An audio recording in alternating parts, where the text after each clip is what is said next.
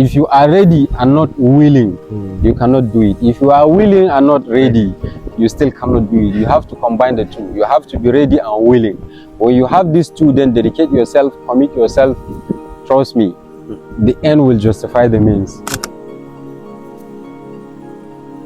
What does it take to manage a successful poultry farm in northern Nigeria?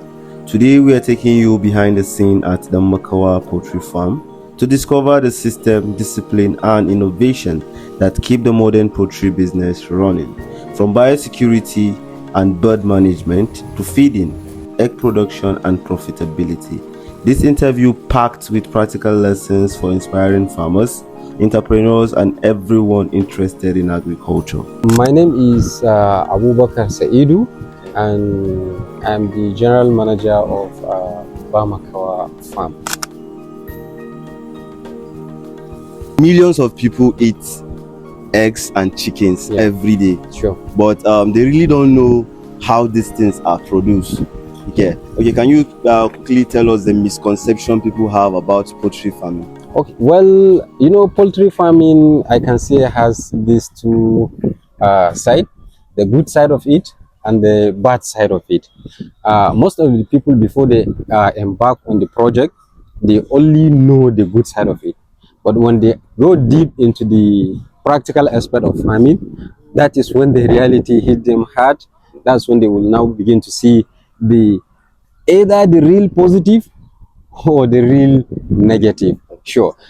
In the whole aspect of the poultry farming, I can tell you, for a relentless farmer, it is a positive, honestly, because you are feeding the nation. You are giving, they say, human beings need protein, and you are giving them protein in terms of egg. You are giving them protein in terms of the meat from the broilers, egg from the layers and what have you. So whichever way you want to see it, either positive or negative, it is there.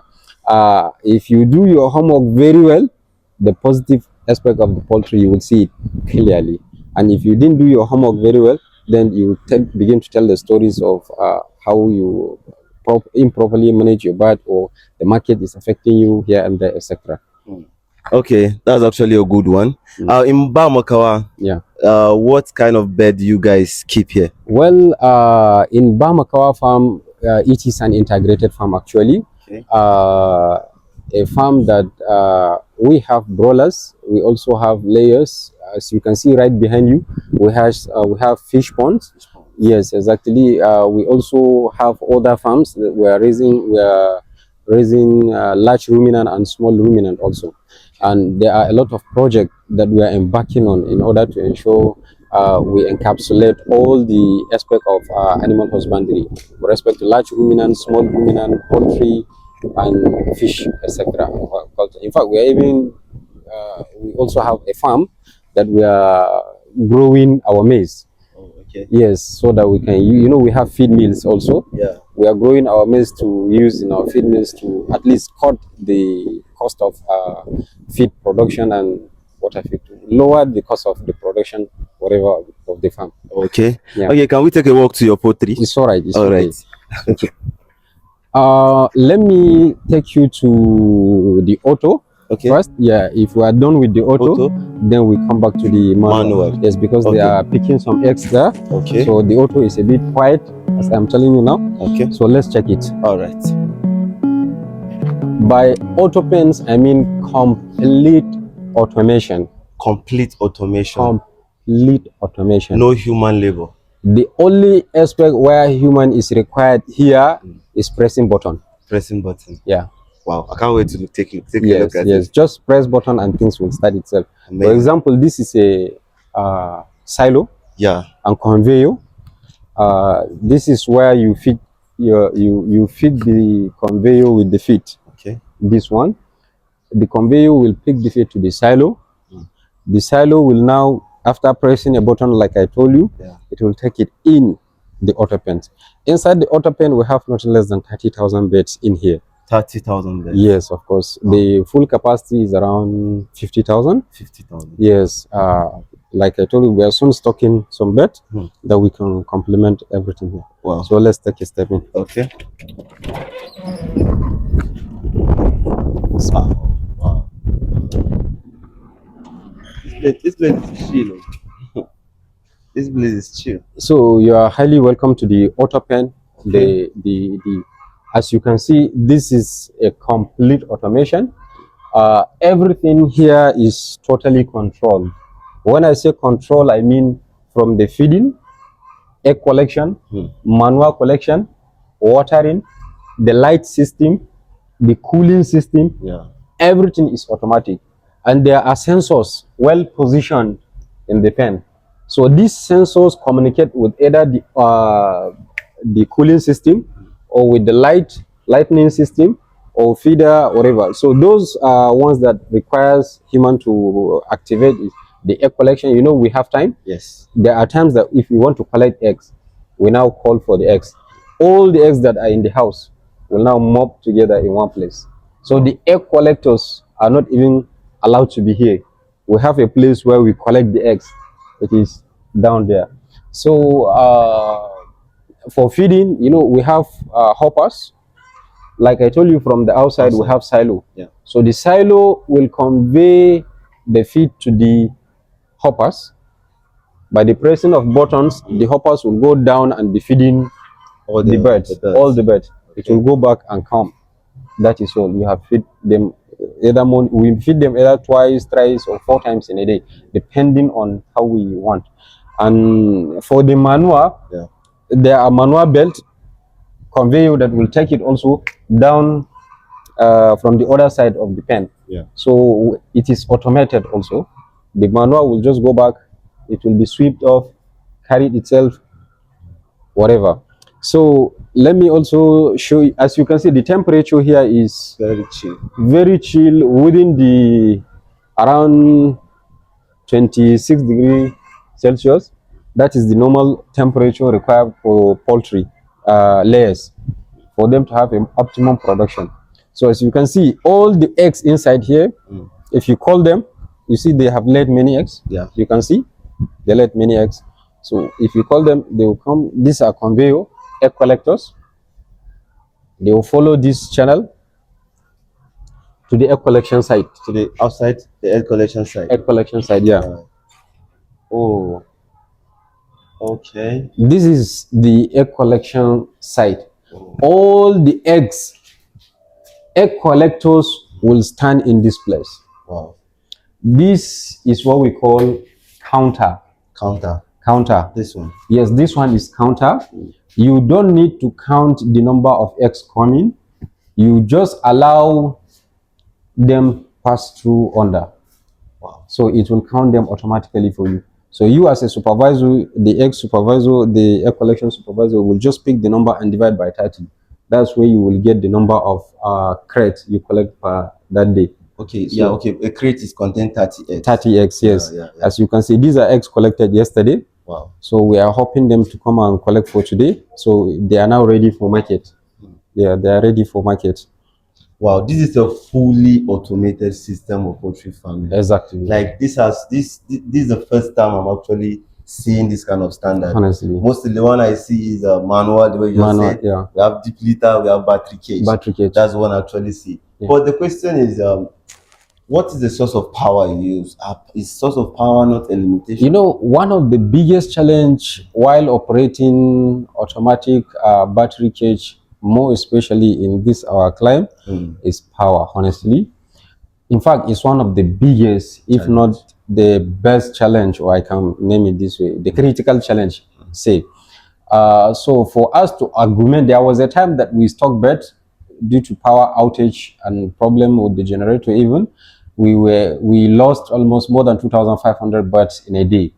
Yes, and for us to address this, the power issue, the source of power, so we have to augment the NEPA generator. You can see, I show you, we have 2 generators, and the light we are using, the NEPA we are using is blue line, we call it. We procured solar. Solar is around 100 kVA, which huge amount of money, honestly, huge amount of money. Yeah. So in fact, as you can see, this system, the whole of the system is being operated by solar. Yeah. So we augmented with the NEPA during the night, and if there is any problem with our own generator. But always we are either on solar and NEPA, and we occasionally use the NEPA. Like let me show you something. This is the water system that is supplying the birds. Yeah, the water. Okay. Yeah, you will know the liter quantity of water you supply to your bird from here. From this place. This is an indicator that will tell you the number of liters that goes in. Okay. Oh, yeah, it will tell you the number of liters, 1,000, 2,000, 3,000 liters that the birds consume. So even if you want to give medication to the birds, yes, you come here, you pick this, you dip it inside what do we call it even? Drinker? Randa. Okay. There is this randa tank, small tank. Yeah. You dip it and apply your medication in. So the overhead tank outside will just mix with this one, and the mixing ratio is going to be perfect without any problem. Yeah. Okay. So you can have a look, a small look at them. Yeah. Okay. My question again. Yeah. These birds, they actually have liters. Yeah. How do you manage their liters? Is it also automated? Yeah. Okay. They do have. Let me show you something. Okay. Let me show you something. So you see, this is, we call it hopper. Hopper, yeah. Is the one feeding the birds. This is a belt that is carrying eggs, as you can see. Yeah. There are almost 0 case of egg breakage by the birds, because if they laid it, they couldn't even see it. It has come down to this point. So if they defecate their faces, it will drop. There's a belt there, you can see the belt below. Yeah. The below, white belt. Yeah. This white belt is a manual conveyor belt. The manual conveyor belt will move the litter down to the extreme end where you see the exhaust. You can see exhaust down there. Yeah. The exhaust is regulating the air inside and making it uniform, so that the temperature here must be equal to the temperature there. There's going to be kind of even distribution of the temperature. If it is higher, for example, during cold season, the temperature from inside, it will off itself. The sensor will communicate that there is the temperature outside is lower, so there is cold. So the inside sensors will now off the cooling system automatically, so that you don't need to even come and press any button and what have you. There are sensors positioned all across. In fact, one very funny thing, if, for example, there is a sick bird or a bird died as a result of mortality or any other thing, a sensor will communicate to you that some of your birds are gone. So you now locate where they are, remove them. So that is why this place is called automatic system. Automatic system. Yeah, everything that you see here is automatic. Yeah. I see the peak of the mouth are cut. Yeah. Is this a way of managing cannibalism? Yeah. Yes. Actually it's the reason why we do debeaking. Yeah. There are many reasons. Okay. One of which is avoid the cannibalism.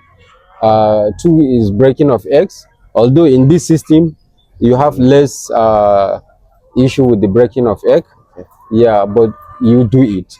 You debeak them because you see we have put, like, in a cell we have accommodated 4 per cell, in order to just at least not allow any empty space inside.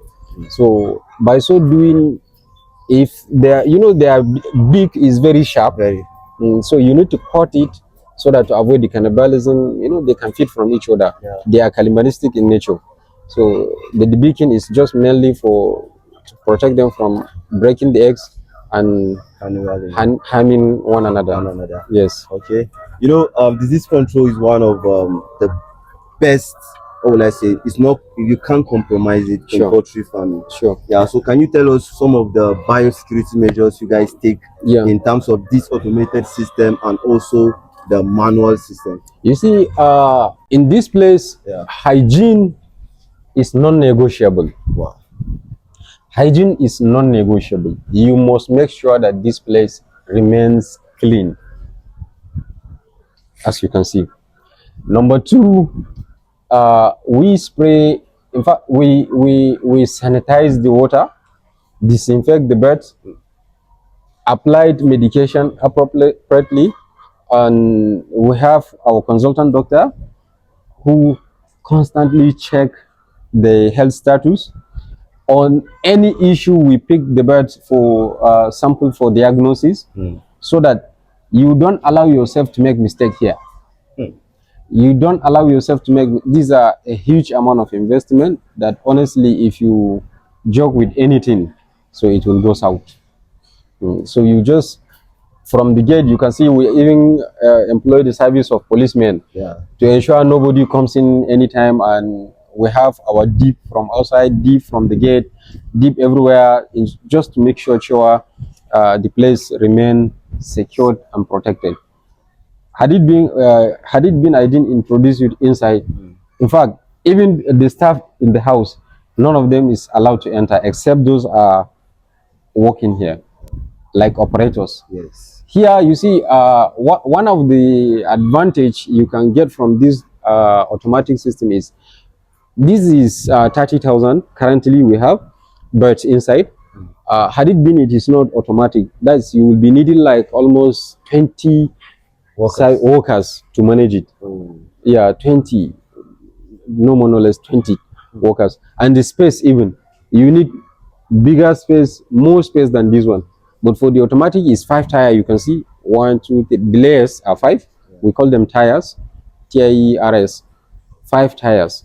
So with the punch of the machine, they will all be feed at the same time, and they will drink water at the same time. So you have less stress. You see from the air collection, less stress. So everything here, and the power here must remain 24/7 uninterrupted. Wow. Exactly. Uninterrupted power. Uninterrupted. Wow. Okay.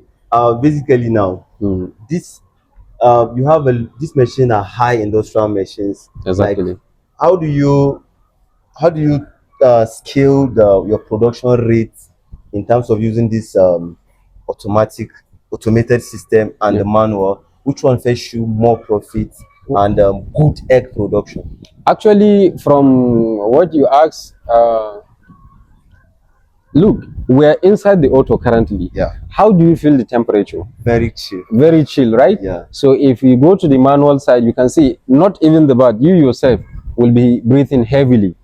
Yes. Meanwhile, you need a supplement of air at least to make you comfortable. Yes. But these guys here, as you can see, they are extremely comfortable. In fact, the egg formation, the percentage egg per hen percentage is going to be higher here than in the manual pen, because all the conditions necessary for a bird to lay egg is met here. The temperature is regulated. Even for example, when during, should I say, Hamatan or dry season, when the temperature gets to 40, 41, 39, if you come in the auto, it's just great. Wow. So meaning even at that period where most farmers used to experience drop in egg production, when you have an auto, your production is going to be stable. The temperature is going to be normal. As you can see, everything is closed. You know, even the automatic, we have like 2 to 3 different automatics. We have fully automated, like this one. We have semi-automated, where you can get a farm referred to as the automatic, but they have opening. They have opening. The openings is allowing them to supplement air from outside or light from outside. So even if there is no power, they can still operate. Yes, from the light, exactly. But in this case, which is fully automated, you can afford to have zero light here. And you know there is no air coming in. There's no air. The chill you are feeling is as if you are sitting in your office. The place is calm, cool. They are calm, also enjoying. And the production must be very high, honestly, because the target here is, we are targeting 90% to 92, 3, 4, 5% production. Productions. Of course. Okay, how many crates of egg do you get here every day? Every day in this 30,000, we are collecting around 800 to 850 crates. 850 crates of eggs daily. Every day.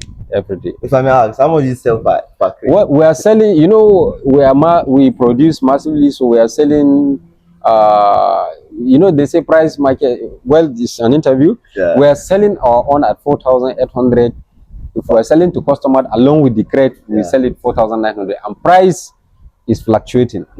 A time will come when the industrial company, you know, we are buying some concentrate and other things and other premix from other companies for us to formulate our feed. We are actually producing our feed here. Oh, okay. Yes, we are producing our feed. So if the raw materials we are buying are costly, so we increase the price of the egg to augment this thing. But if we have a chill and comfortable price, then we go normal. We sell, in fact, there was a time we sell even 4,500. In fact, there was a time we sell a crate at 4,000. 4,000. Exactly. Okay, let's go to your feed formulation now. Okay, it's all right. Let's check the feed formulation. Okay.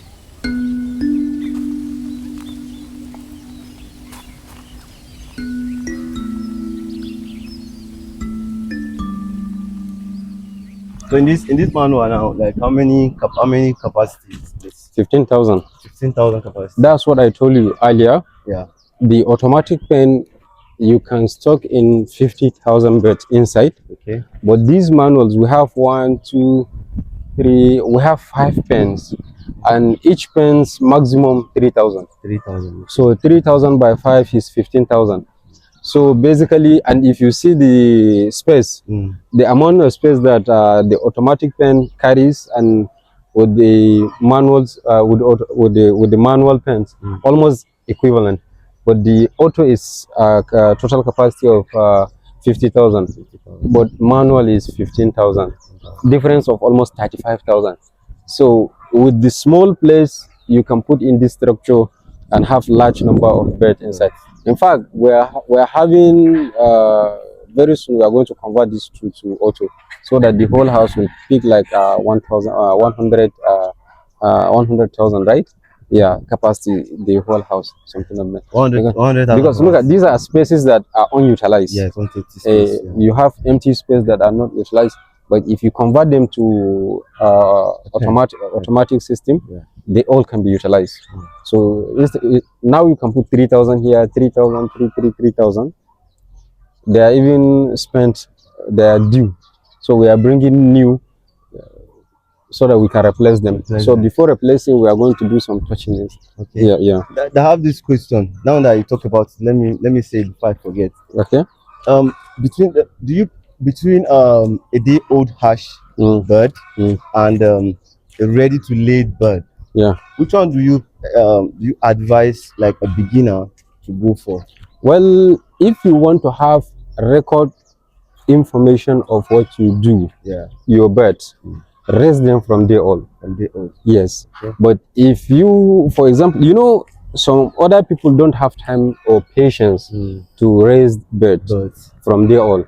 So those people, after the consultation, you know, you work along with what somebody wants.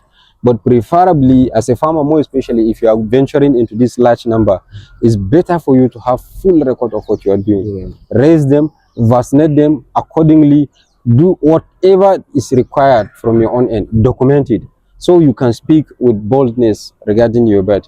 If you buy it, Kaji, you bought them from somewhere else. So the data thing may be cooked. The data may be cooked. Eating a baka, just for sale.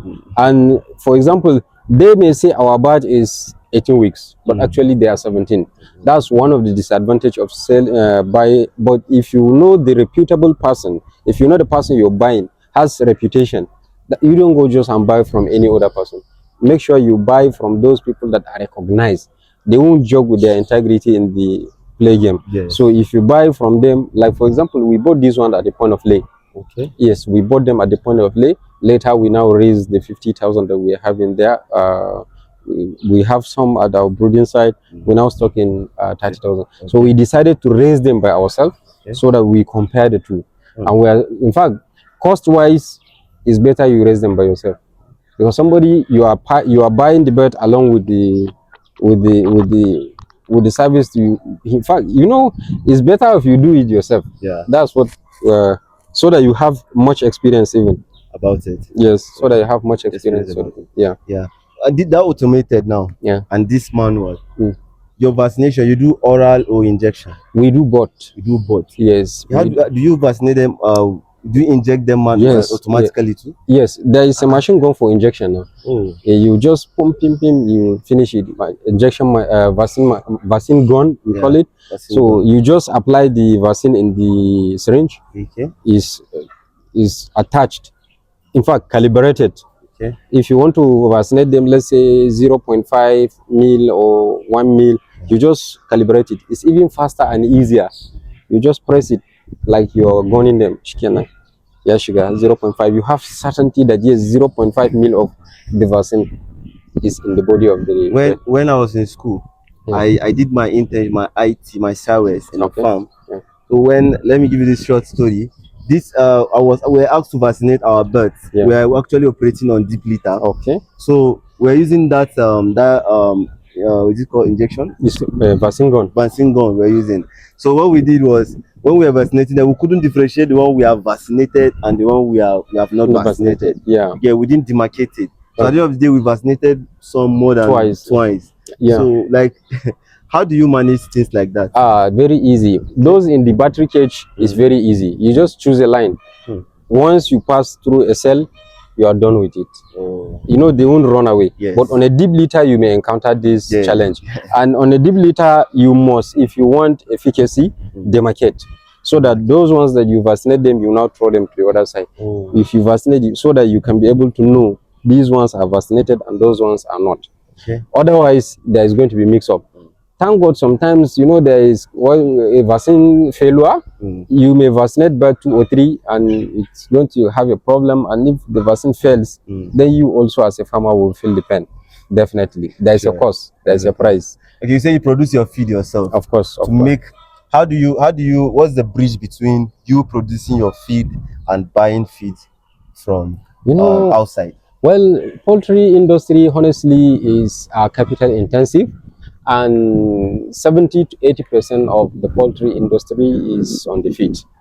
And if you know, we have a lot of companies selling feed, and all the companies, if you are buying feed from them, as a small farmer, I can say it's okay, you can go for the companies. And even there is a range also, the size you choose, and the, what shall I even say it, the play you want to, the game you want to play in the game. Yeah, of course. Your capacity. The capacity. Yeah. So with this our capacity, honestly, even the companies are advising us to go for our own milling.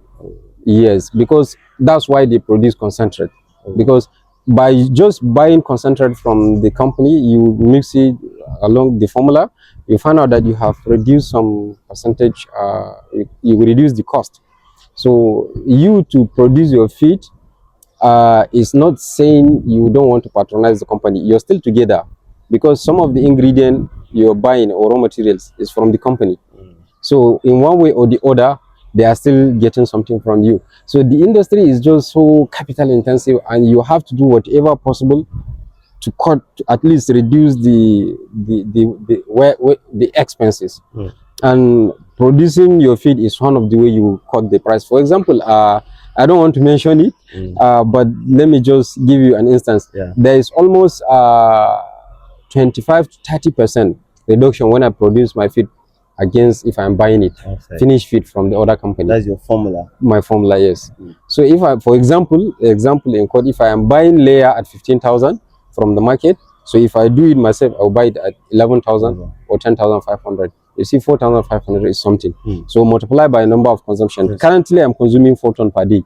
4 tons. 4 tons per day. So if you multiply 4,500 by 160, yeah, it's a huge amount. It's a huge amount of money. Bamakawa, you guys have made enough numbers. You guys are one of the biggest supply chain of eggs and meat as far as Kano is concerned. We are trying our best. Yeah, you guys are doing massively well. We are trying our best. And what I want to say is, as a starter, now I know so many people are watching us and they will be very inspired by what we are saying and want to start from somewhere. So with somebody that has 500,000 naira, 500, can he go into poultry farming? Of course. Okay. 500,000 naira. You can start with let's say 20. 20 birds. Yes, 20 birds. Okay. Yes, you can start with 20 birds. You know, raise 20. You know, for 50 is large amount of. If you do the math, if you have 20 from day on with 500,000 naira, that is half a million, right? Yeah. Yeah. The cost might not take you to the point of lay, but if you play along, if you have somebody that is guiding you, Yes. you can you can raise 20 birds with 500,000 to the point of lay. And when they start laying, they will give you back your money at 75% production or 70. We may say in 20, if you factor, let's say 5 to 10% mortality, probably 2, 3, or 5 of your birds, 2 to 3 birds will die as a result of mortality and any other thing. So at the point of lay, you may end with 15, let's say 15 bird. 15 bird at 70% production will be having like 10 of them lay. So that means every day you have 10 pieces of eggs against 15. Yeah. You know, there is what we call molting stage and resting stage. A bird will lay today, will spend 1 week laying and skip a day. Yeah, that's what we call resting stage. In this cell division, we call it interface. Yes, interface is referred to as resting stage. Yeah. Even birds to have that what we call interface, resting stage. They will lay today, tomorrow, after 7 days, they will now skip a day and relax for that day. The next day, they will continue laying. Yeah.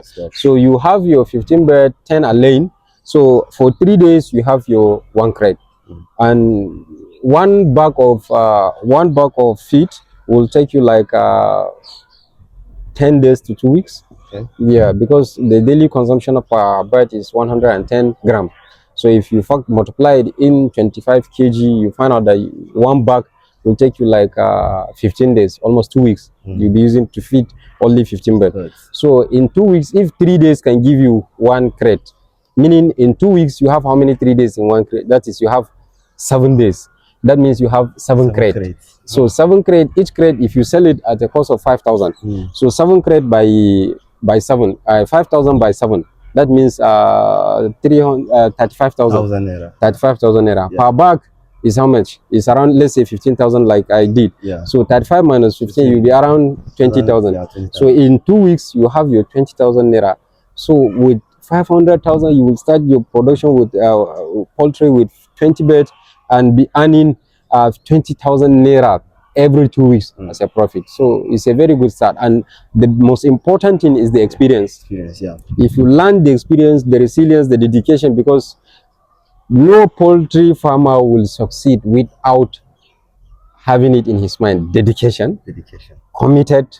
You have to spend almost virtually every of your time. Like myself now, I don't know what is called resting. Even the bird has resting stage, but I don't. You don't have resting stage? I really don't. I know what it takes me to get you, sir. Yeah. You don't have resting. Honestly, I don't. So you are a pro in this business, in this industry. Yeah. And how long does it take a bird from point of lay, or let's say point of lay, but they have started laying eggs already, right? Yeah. From day old, how old do they get to start laying eggs? Okay, we have 2 stages. Okay. From day old, that is where they are hatched. Yes. To when they start laying is 18 weeks. 18 weeks. Yes, 18 weeks. And there are factors that will come together for that bird to be ready to lay. Among those factors is the age, the maturity, the health status, then feed. If you have the required feed, that is 110 to 15 gram, the bird is healthy. The maturity, you know, when a bird may be 18 weeks and it is not mature to lay. So age and maturity are 2 different things that must come together for a bird to start laying. So the minimum age is 18 weeks. So at 18 weeks, it's expected that your bird is matured, and it comes of maturity, healthy, with good feed, good water medication. Then you're good to go. They will start laying. And the second phase is after they start laying. At the moment they start laying, we give it 80 weeks. 80 weeks. 80 weeks. That is 1.5 years. 1.5 years. You will have 1.5 years. That is how many months? 80 weeks. Let me just say it. 80 weeks of production period. So at 80 weeks, a farmer will advise you to restock again, to restock. We are going to the production to restock again, because at 80 weeks the production is going to go down. Okay. Yes, at the 80 weeks the production is going to go down. That is when they will be approaching. They will be approaching spent. Spend. Yeah, spent layers. Okay. Oh wow. This is your production unit. This is my production site. Wow. This. So as you can see, I am out of stock even. Okay. Yeah, I am out of stock. Yeah, I have ordered for maize. One truck has already arrived. So I have rice polish. Yeah. This is rice polish. Rice polish. Yes, we have bone meal. We have premixes. We have limestone. Yeah, the concentrate is on its way coming. This is why we used to pack the concentrate. Like I told you, even if we didn't buy the finished product from the feed company, we are still working together because we still buy from them. Okay. Yeah, we still buy from them. No matter how you dodge it, you will still fall because you are in the system. They are also in the system, of course. So we have concentrate here. We have maize. We have yellow maize even. Yeah. All the necessary things required. This is our 2 silos. Each silo is 2 tons per hour. 4 tons per hour. This can mix 4 tons. So in an hour we will be having like 8 tons. Remember, I told you our consumption daily is 4 tons. 4 tons, so we can have our finished feed. We can produce what we can eat for like 5 days or so in just a single day. Because if we spend 3 hours here, we'll be having like 24 tons. Yes, 24 tons of feed. Of feed, well packed. We have a crusher, silos, and everything. So this is where we produce our feed. So most of the feed company, they don't like us having your own feed mill. Our own feed mill. They want us to be buying from them. We told them, don't worry, we will still buy concentrate from you. Yeah. Okay.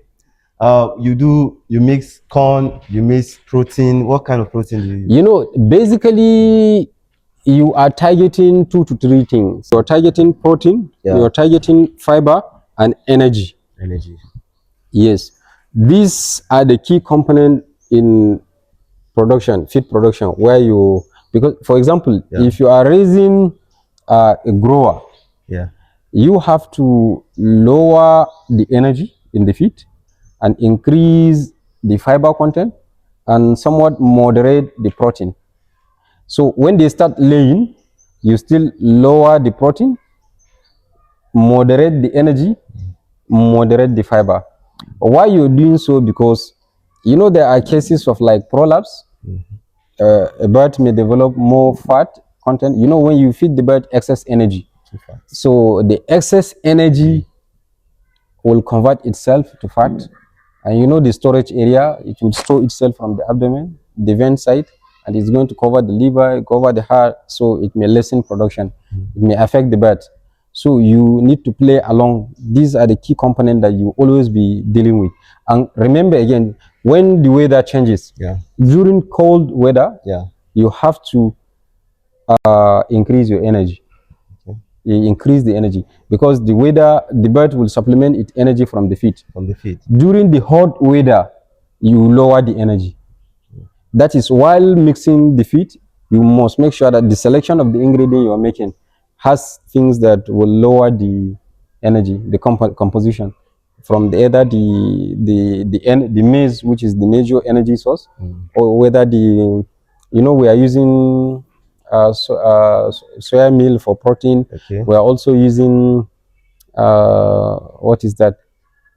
Molasses, like binder, something of that nature, and you know it has energy in it from sugarcane byproduct. So these are what we do. You just play along all these things, depending and get your result. And for you to certify, yes, what you produce is up to par. You pick samples and take it for lab tests. The lab will now communicate to you, yes, your protein is this level, your energy is this level, your fiber is this level. If you found out that your feed is speaking different of what you desired, then you still is required to come and checkmate your formula, at least to adjust and pick the best interest, raise it, moderate it, whatever. Okay, since we are in the feed mill now, Yeah. we have, when I was at the pen there, the automated pen there, Yeah. I saw, not only there, I used to see eggs. Sometimes you see white and you see the one that is kind of brown in color. Yeah.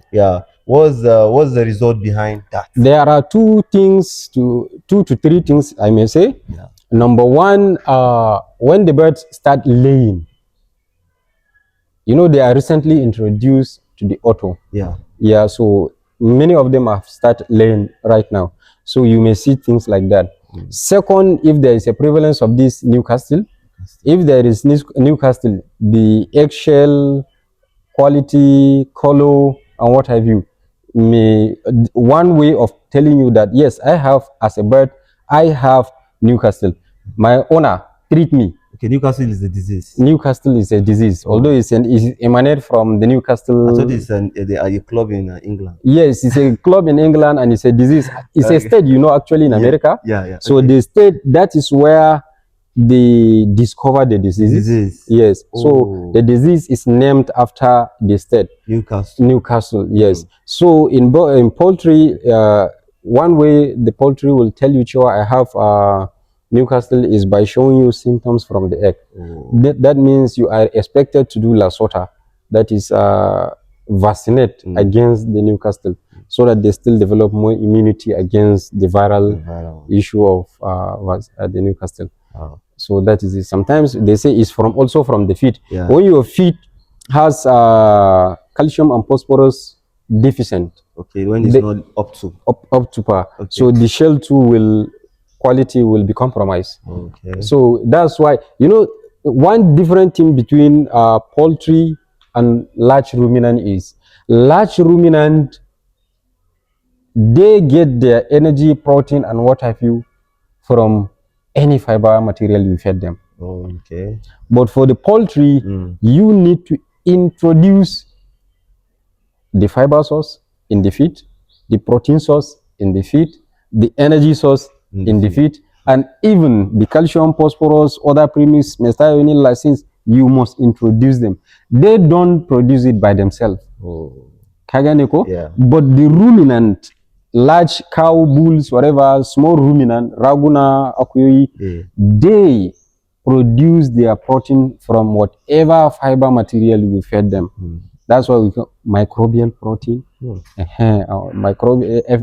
VFA, volatile fatty acid. They get all they needed from whatever fiber material you feed them. But for poultry, no. And while introducing all those things to the feed, you have problem, challenge, or you compromise, you will see results. That is from the egg. You either get low quality egg, or you get broken egg, or you get the bird may not even lay. If you feed the bird with enough energy and protein, she may not lay. To be comfortable. You can't be comfortable. You are feeding the bird to lay. And you feed the bird with something that is not required, it can't lay. Basically, eggs come from the feed you give them. That's the formulation. Eggs come from the feed you give them. And mind you, I know you might not ask this question, but let me ask it and answer it myself. The shell of the egg. Kagane, the shell. Today the bird will lay one. The composition of one shell is calcium. Bayang. Calcium and phosphorus. Composition of our bones is calcium and phosphorus, with other magnesium and other element XYZ, etc. But the major are these two. Kullum kaza will lay. So where does she get all those things? And I mean, how many times in a day do they lay? No, once. Oh, they use only during the day. Yes, once. Yes, they lay only once. There is this story that people tell kaza tanyuka, so you wanna is I never come across that kaza. Even if I see it, I will hope to get it. To buy it. Like I lay 2 times in a day. I lay 2 times in a day. Some people will argue that they lay during the day and during at night. No, they don't. They don't actually. Because the laying start from light, and it takes around 18 hours for egg to form. So if you factor 18 hours, there is no way a bird will lay twice in a day. 18 hours by minus 24 is basically you have 6 hours, and within that 6 hours, it's like the bird is still needing to prepare itself against the next lay. So the shell in an egg is the composition of the calcium content you put in their feed. So if you didn't do that, the egg will extract the calcium and phosphorus from the mother hen. Oh, that's when it will lead to osteomalacia, leg paralysis, etc. and what have you, because the egg is draining the mother. So how can it? So masaran ku kuna shukawa ne, or you guys buy? We buy and we grow. Okay, you grow too. We grow too and we buy. Now the fish pond, cold room for preserving kaji. Yes. One bishiyan da kake gani me ake? I wanted to ask, you planted 3 all around the farm. Yeah. What's the idea behind it? You see, these three, yeah, the basic, most of the farmers prefer to plant this type of tree. Why? Because they help regulate the moisture, humidity of the environment. Yes, you know, they are deep rooted. Yes, they are deep rooted, so they extract and drought resistant. They extract their oxygen and water from deep soil. So any available humidity, they will still capture it and utilize it. So the photosynthesis and what have you around, they help regulate the temperature within the area. Unlike the auto, you either have this tree or any other tree, but preferably this type of tree helps a lot. This type of tree. Yes, it regulates. Bishan turare. In English, is it Azadiracta? There is a botanical name for it. Is Azadiracta or Indica or Zizipus, Mauritania, whatever. Somewhere around that, I couldn't recall the exact name, but is the most preferential tree when you are having, more especially in this northern part of Nigeria. If you are growing a farm like this, you need to cultivate it. It regulates the humidity and kind of maintain the temperature. So during drought, and it gives you shade. Shade, yeah. Yes, and during the long period of dry season, it extracts water from the soil and still maintain. It helps a lot. Okay. Yes, so what are the challenges somebody coming into poultry business should expect, or should learn how to deal with? Well, readiness, willingness. If you are ready and not willing, you cannot do it. If you are willing and not ready, you still cannot do it. You have to combine the two. You have to be ready and willing. When you have these two, then dedicate yourself, commit yourself. Trust me, the end will justify the means. That's what I can say in a nutshell. Okay. How do you see the future of agriculture generally in Kano, in northern Nigeria, in Africa? Trust me, agriculture is the answer. Yes, it's just the question is the answer. Is the question and the answer. Trust me. Okay. We have a population of over 220 million in Nigeria, and in Kano alone, we have more than 20 million. Yes. So we have the land, we have the resource for you to feed each household. They just must embark into agriculture. That is why the core distance of the north, core venture from the north is the agriculture. In fact, it's agriculture that even shows us, raise us to even Dangotes and whatever. They have to go into agriculture, process the agricultural produce, convert them to Maggi, convert them to Menene, etc.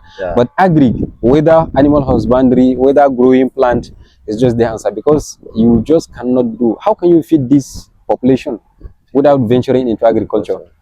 People don't like agri actually, because when the thought is you go and bend your back and cultivate. But actually, with the modern mechanization and, for example, with the introduction of the auto pen and manual, you can see with the auto you can prepare 50,000 at a time. Unlike the manual, for example, you require only 15 or 14, 13. So if we go on mechanized farming, we actually have the result is going to be awesome, and we are going to feed the whole nation, and nobody will look you in the If you visit me in my house Yeah. and couldn't find something to eat, immediately if you go out, this guy There is hungry. is hungry. But if you come to my house and found out that I have what to eat to feed you, oh, this is good. And it's just the answer. Okay. Okay, one last word to our viewers who are watching us, and just motivate somebody that wants to start farming.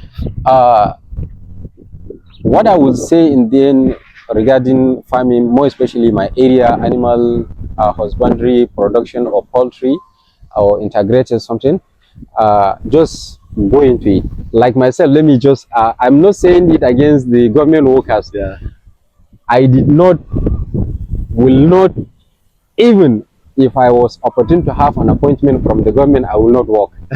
I prefer, I'm not saying government work is not good. Government work is actually good if you have it, but trust me, venturing into this, starting somewhere, more especially our young graduates that are coming as an NYC graduate, start somewhere. If I can tell you the story how I started farming and I ended up here, it will surprise you seriously.